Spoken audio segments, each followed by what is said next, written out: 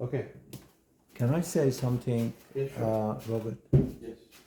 Uh, where Lord Krishna and Baha'u'llah in common, Yes. they mentioning the knowledge. Now, the aspects of the knowledge we went through Lord Krishna, now he breaks down what is actually this knowledge, that we are here only to gain it and go. So we are here to learn this knowledge. And Lord Krishna says, he brings some of this knowledge. He says that the three gates of the hell, which are the what we call it, anger and so on, and then we go to another form of the knowledge. Now the concept that we are here to learn this knowledge, and that's all we need to do in this life, nothing else. Yeah. So once we learn this knowledge, then we are ready to go to our next realm of existence because we learn that knowledge. But this knowledge is a practical knowledge. It's not memorizing things. It is living the life. This knowledge is the living life. Yeah. And the living life, now they bring the example. The greed is a living life. The way that Abdul Baha explained is actually living the life. You only gain this knowledge through living the life through a practical aspect of that. And that is the knowledge we are here for. Yes. I wonder, because this is just me thinking out loud. Yeah. This begins with the appreciation. This, I'm thinking we talk about understanding God. I think this should start with the appreciation that, as in Abdul Baha says that verily, powerlessness to comprehend thee is the essence of understanding. So I think, with the appreciation of that powerlessness, then we get to understand. I was just I'm thinking Yes. along those lines on reading this. Mind you that these commentations by Abdul Baha is based on the latest manifestation on earth. So the teachings is more to the capacity of understanding at this point in time. Very nice. And can I, Robert, can I say something else? The concept that Abdul Baha brings a concept of the seed. He said, in the seed, there is a hidden tree, as mighty as the original one, right? And so what he wants to say, that in each and every one of us, there is actually a manifestation of the whole tree. We are the representative of the whole tree. Because if the seed, if he says, if that is the expressive of the whole, we also are the expressive of the whole. And we act like as a seed contained of all the nucleus of information. And that's why he says the unity of mankind is possible. Because we act as a seed. So when the concept of the seed was also used by Jesus Christ himself, and he said that if you have a mustard seed, which is the smallest seed in like all the seeds, he said if you have the faith of a mustard seed in God, you shall say to this mountain, be moved and be thrown into the sea, and it will move and be thrown into the sea. But the interesting thing, however, the historians have interpreters of the Bible, they said that this guy, when Jesus was saying, he says this mountain, he was pointing to a mountain, and he was speaking from Jerusalem, pointing to a mountain. And opposite to the only mountain that was opposite to Jerusalem to point out to was actually the mountain of that the castle of the king of Judea was there, which is Pilate that was ruling, and so in other words, he's saying to the Jewish people that you need to use your faith in order to overcome this government that's has enslaved you, right? So, and he said this mountain into the sea.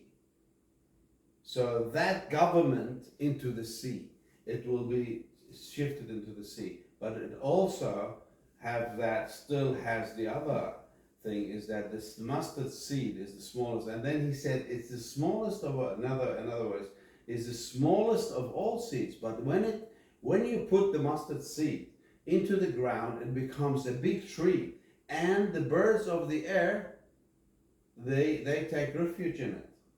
So when our faith becomes a whole tree, a lot of people will come and under our wings. A lot of people will come and take refuge in our faith. And that's what he's encouraging us to do, is that we have to let this seed of love to grow, because what is the most attractive thing about every mother in this world? You had a mother, I had a mother. What's the most attractive thing about her? The love. The love of the mother. It gathers the kids around her. They love her, even though the father, he can go kill himself day and night, working and bringing money and making sure that they are all fed and everything, and nobody notices. And he comes tired and he sits at home and he's doing it out of love, but nobody notices that. Yet the mother's love, everybody notices, and everybody is attached to the mother. Why? Because love is visible. Love is tangible in the mother.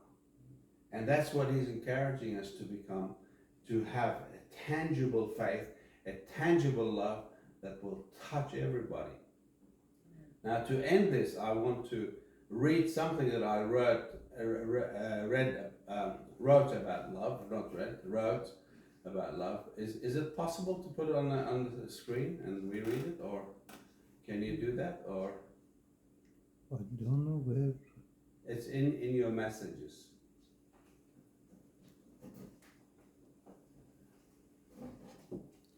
Maybe while I'm finding it, maybe if Mr. Krishna wants to share his opinion. Sure.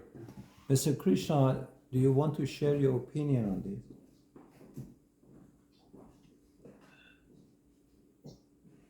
So we're talking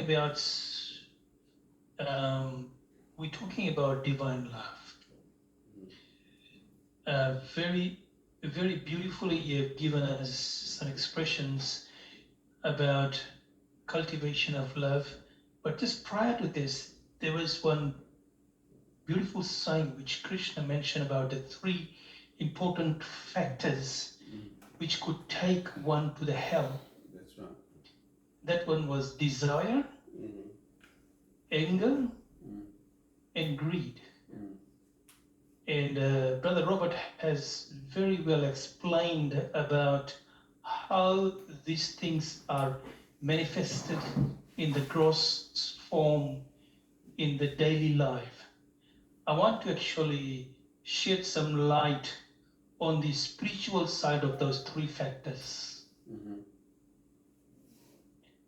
The desire actually is the very fiber or the very thread of the entire mind. It is that source from which the action arises. So if one is not cautious about this type of desire that is emanating within them every moment of life, can either put him into bondage or take him to the path of salvation and liberation. The other bit is given in between a desire and greed is anger.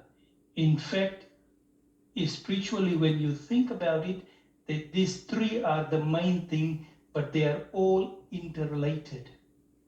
They are all connected. So within the desire, there is anger hidden, and within the greed, the anger is also hidden. Once a person's desire is not fulfilled, anger arises. If one's greed is not satisfied, anger arises. So that's why Krishna is saying that these are the main three agents which can take the soul the downward path or the path of darkness and bondage. On the other side, of the positive side, where we say about cultivation of unity and love. And the beautiful example comes from Bala is the seed. And in Bhagavad Gita, there's a shloka there which Krishna says, Mam bijam sarva bhutana.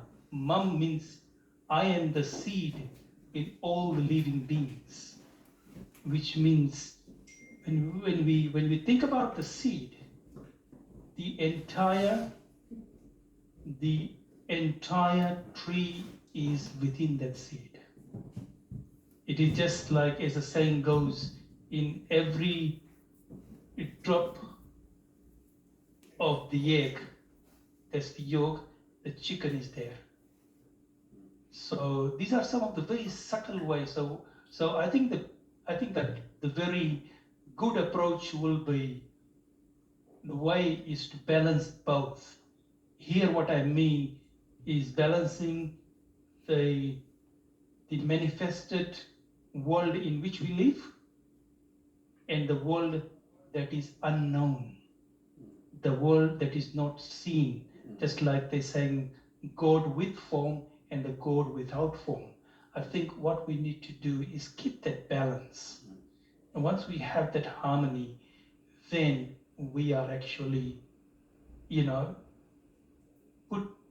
going towards what we call peace and happiness. And ultimately, the goal is basically what it means, that we have to finally merge, or finally we have to dissolve, which basically happens to every living being. The experience that everyone goes through is that waking state, the dream state, and the deep sleep state.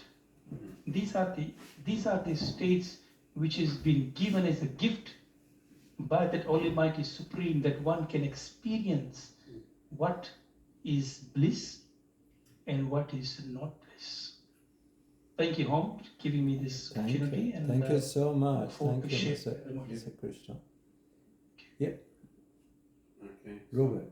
Somebody to read it, please.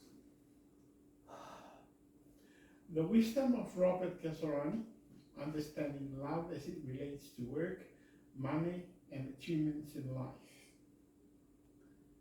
Money means nothing to me. Love and life means everything. Without love, there is no life. Your children exist because you love someone. They are alive because you love them and cared for them. Because you loved your children and gave them freely and cared for them.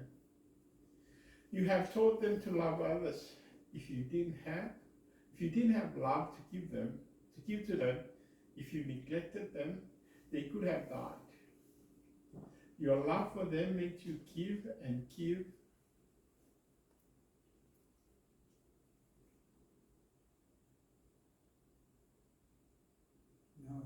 To give freely. And give freely of your time, money, and effort to make them successful in life. Now let me ask you something. Have you ever asked your children to pay back for all years that you have cared for? You never ask because you never think about it, because you gave out of love.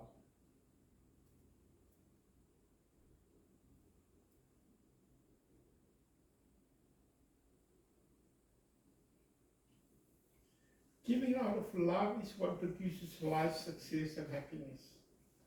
Love is the source of life, not money. We always do things.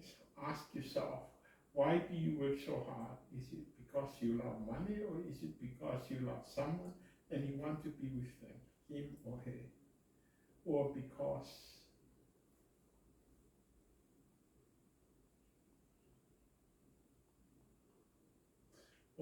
you love someone and you want to be with them or her, or because you love to prosper in life.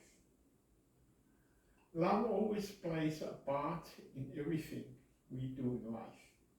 We decide to stay breathing every moment of our life. We don't deliberately stop our breath because we know that we will die, and do this because we love life and hate death.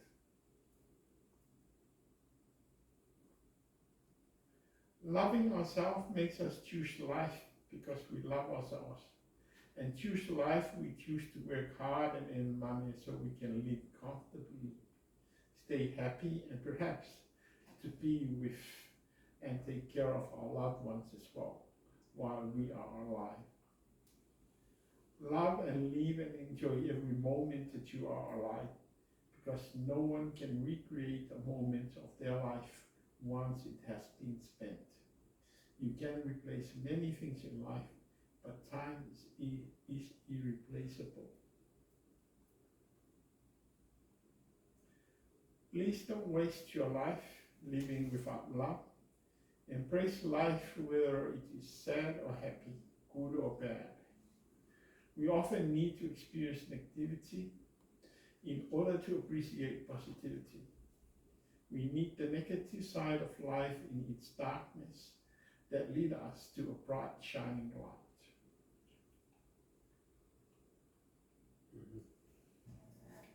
That's it. Thank you. Thank you. It's very nice. Very Thank you. nice. Very nice. I'll have to answer this. Okay, you guys can continue. Thank you. I'll let it. Thank you very much, Ross. Okay, no worries. thank you. Usually, what is your what do you think about this subject that we have studied, Ross? Very valuable. Love.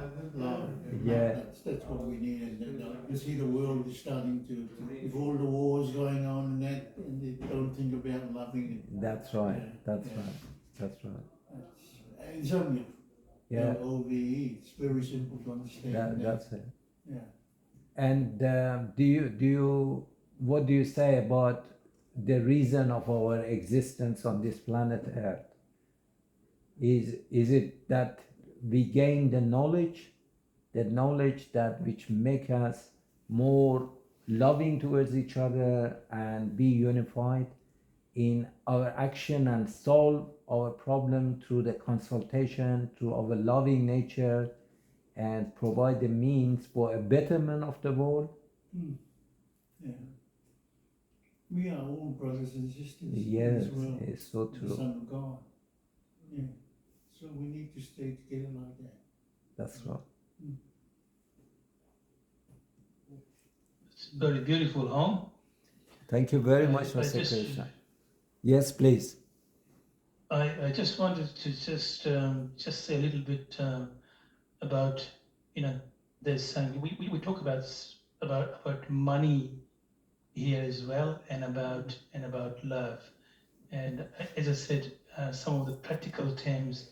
There's a beautiful saying about the saying, money comes and goes, whereas morality comes and it grows.